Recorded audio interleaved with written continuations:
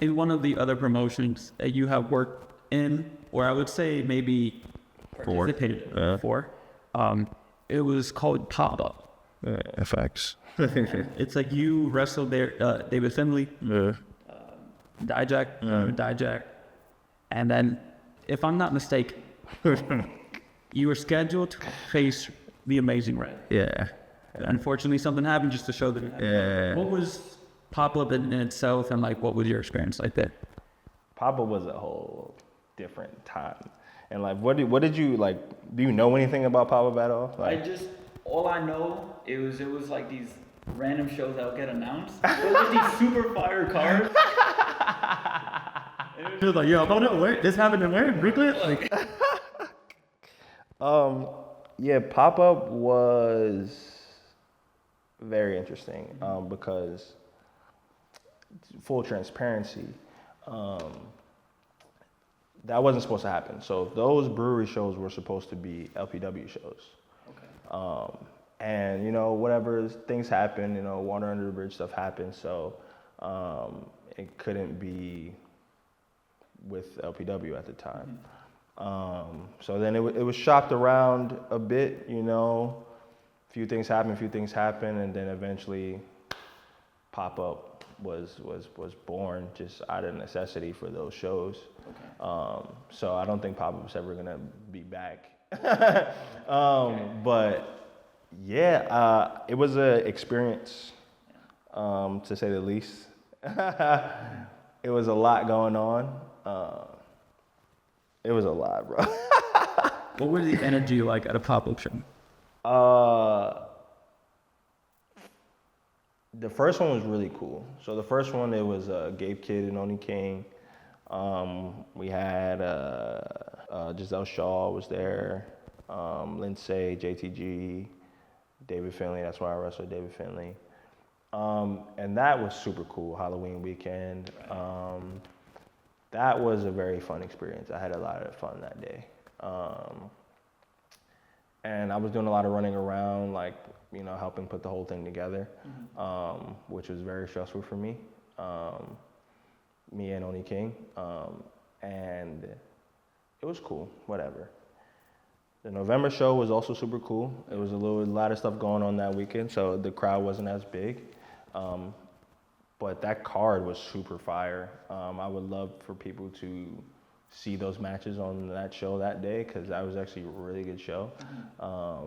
And that was me and Dijak that day. Scam Like He wrestled Miracle Jen. We had Bobby Orlando and Twitch. We had Diego Hill, Marcus Mathers, Raheem Royal, and Ichiban in the four-way.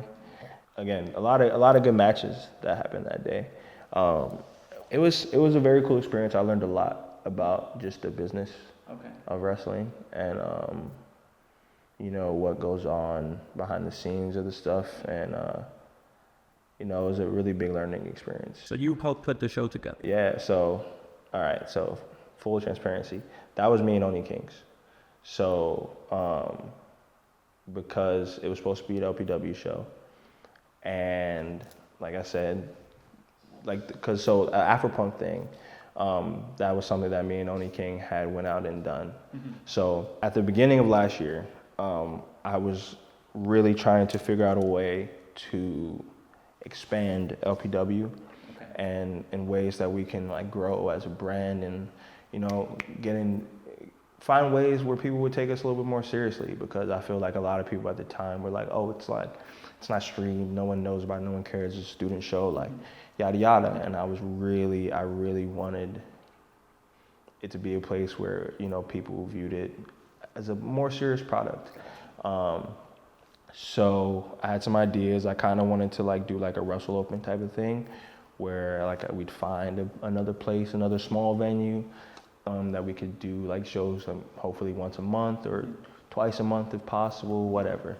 So I got the okay from Brett and Brian, you know, the owners of Hog and LPW, and yeah, I hit up Oni King to come with me. We went to a bunch of different bars and places and venues to try to find places to do that, in which we found Brooklyn Brewery, and we also had hit up Afropunk. in that same vein, and we had secured a spot with them to do that Afropunk show all later in the year. So that was all throughout that whole time of just trying to figure out a way to expand and help build up LPW. So we did the Afropunk show, and things happened, whatever. We couldn't do the pop-up shows with LPW. So then we were giving it to other people, but things again didn't work out, short notice. So I ended up actually like paying for the whole shit, like myself, like everything. Yeah, it was awful.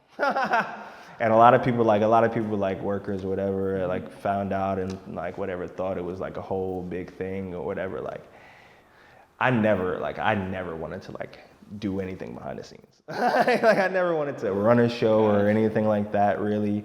Like all I did was lose money, you know, but we didn't give it to any other promotion because like it was supposed to be for the home people, you know. The whole premise of doing the Afropunk, of trying to go out and do these things was to find a way to help make our guys, to help advance our guys, right.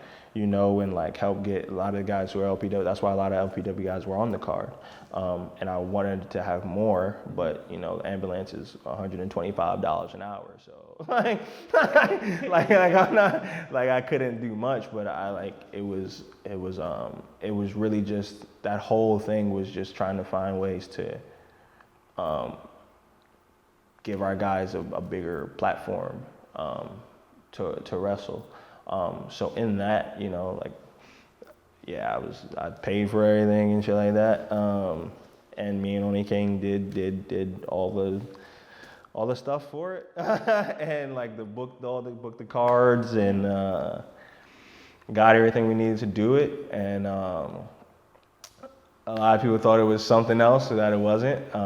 But again, it was a learning experience for me. I got to meet a lot of cool people. Like, hey, man, you feel me? I got to wrestle David Finlay, like, you know, you feel me? While he was the global champ, you know, which was cool, you know. And again, I got to learn a lot about how everything works and how stuff happens, man. Unfortunately, it wasn't what we initially wanted it to be, you know. But, you know, things happen, water under the bridge, you know, but it was a very interesting time for me. But, you know, I try not to regret things, and I'm very happy I did it. I got to learn a lot from Finlay. I got to learn a lot from Dijak. Dijak was probably one of the only people that beat me up in a ring. Not in like a bad way, like he's super safe, like he's soft, but that's a big guy. Yeah. Like he's probably the only guy that I've ever been in a fight, you know, with, you know, because I'm normally, and Red says this about my matches a lot too, it's tough for me as a babyface because he feels like I'm never really down, I'm never really in peril, it's hard to sympathize because I'm never really like down, you know, because I'm such a fighter. And Dijak was big, boy. That's a match that Dijak is one of those people that I think I could wrestle forever though. Really? Low key. I didn't the match was super cool, it was super basic, like we were chilling, and it was an interesting vibe. I learned a lot. It was a very interesting vibe. It was great. He was super cool. Super cool that day. And he's a guy that I want to wrestle soon, hopefully. Hopefully at Hog or LPW. He's someone that I feel like I need to wrestle again. But yeah, that was the long form of pop-up. A lot of people don't know that stuff, but that's what it was, you know? And it was cool for what it was. And I'm happy I got to learn from it.